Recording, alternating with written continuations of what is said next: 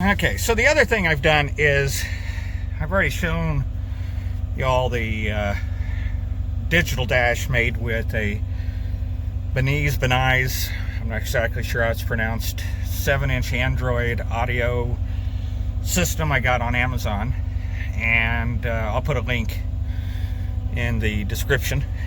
And part of that reason is because there's just so many gauges that you can have on a Suzuki Samurai. You can tell there's not a whole lot of room, but I did add a temperature gauge. It's actually for a motorcycle. That is to tell me what the temperature of the coolant for the intercooler is. Right now it's 52 degrees. That particular close shift is telling me that the bottom number is the air coming into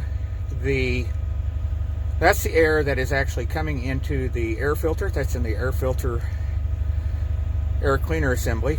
And then the top number is a sensor right at the throttle body before it goes into the throttle body. And then, of course, on this particular display, we had manifold air temperature of 153, but yet the air coming in at the throttle plate is 53. And part of that, as I found out, when you modify a intake manifold that was designed to carry fuel, this particular intake manifold was set up for a throttle body injection for a Suzuki Sidekick. And then I modified it and added the injectors to make it a multi-port.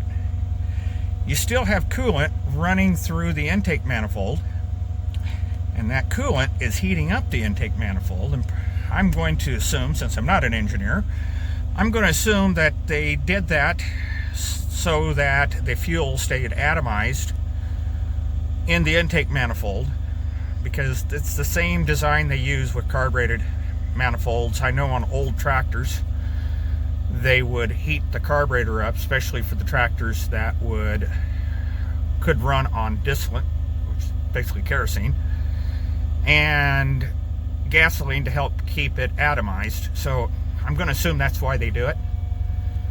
But for a throttle body injected system, it's really not necessary. So the idea is that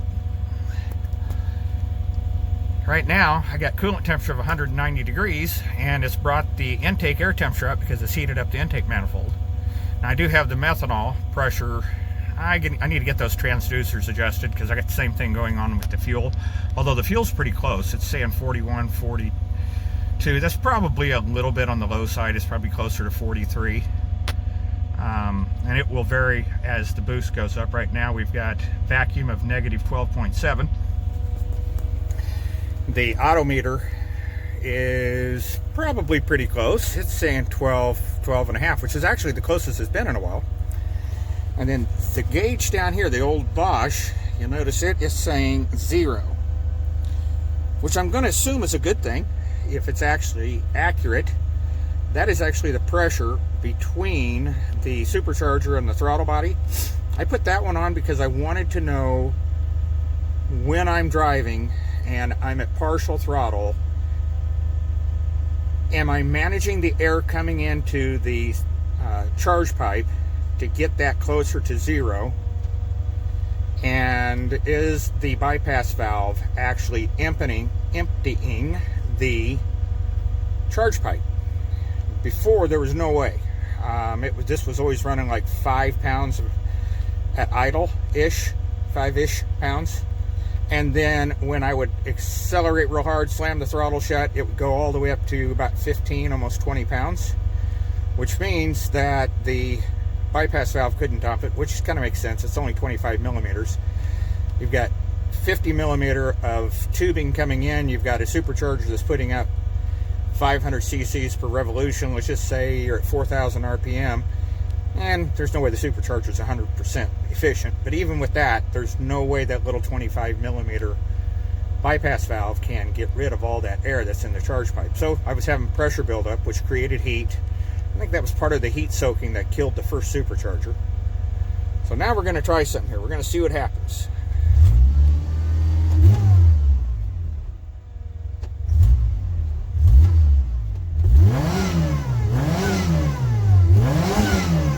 That's actually...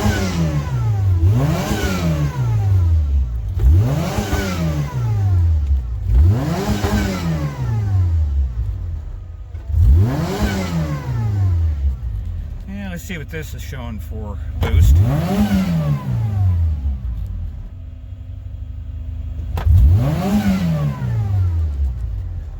It actually sounds better, at least in here. I won't know until I can actually drive it around. I need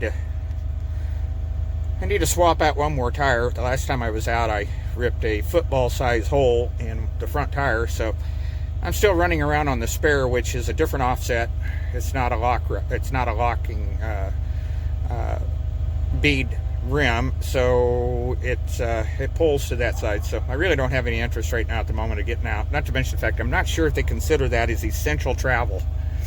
And at least for another couple of weeks, we're still on our essential worker travel ban thing that the government's put on us. So I guess we'll see. Today's the 17th.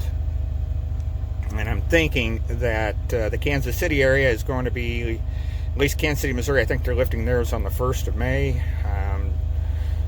The county I'm in, I believe, we're the 15th of May. All I know is I'm jonesing really, really bad for a four-wheel drive trip. I don't think they would appreciate it if I was to load this up and go take off to some four-wheel drive destination to go play, because most all of the state and the state sanctioned four-wheel drive places, I believe, at the moment are shut down in the Missouri and Kansas areas. I really want to make a trip to Disney, Oklahoma. But anyway, this is good. I'm just rambling at the moment. I think this might actually work.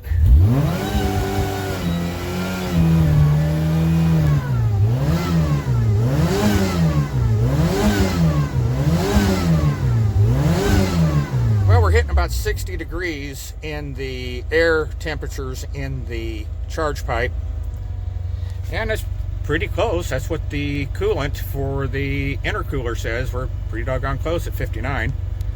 So that is pretty cool. So I have another project that I'm working on right now. I want a gas gauge. All right. And at the moment, I don't have one when I switch to this. However, I am using a reed switch style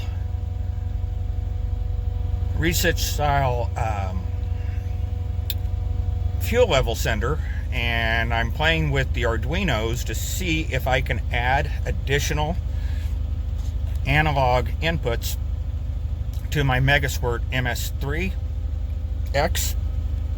I've used up all of them I have right now.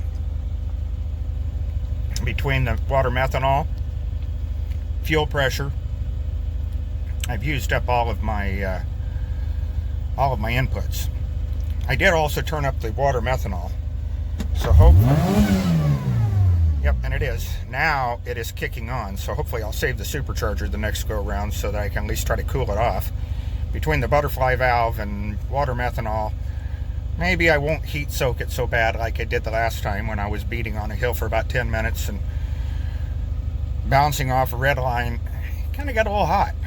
I decided to swell up, I guess, and the lobes must have made contact with the side or something and caused the coatings on the lobes to peel off. Luckily, the intercooler saved it from being fed through the rest of the engine.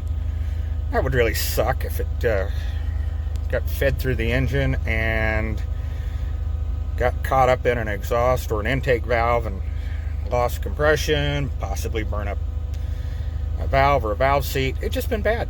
So I think I am feeling better about this. Looking forward to get out and play. Hopefully next week we can kind of get out and I can feel good about taking a tire over to Discount Tire and having them at least break down the inner bead on the trail ready bead locks. They are like seriously stiff. And the one that was ruined, I used the Bobcat to break that bead down, but unfortunately the teeth of the bucket destroyed that tire, the rest of it. I don't want to do that with the tires I have on here now, because I have one brand new tire. I want to pull off the spare, put it on the rear on the bead locks, and then take one of my good tires that are left on here, use that as the spare, so that I have a spare. So anyway, those are going to be videos and so on coming up. This appears to be working. So for those of you who made the same mistake that I have, and you put your AMR 500 supercharger in a blow-through configuration and you hate the way it sounds, this might be a viable option to use a modified exhaust cutout to modulate the air coming in, just like a carburetor or a throttle body would. So we'll see. Thanks for watching. Talk to you soon. Bye.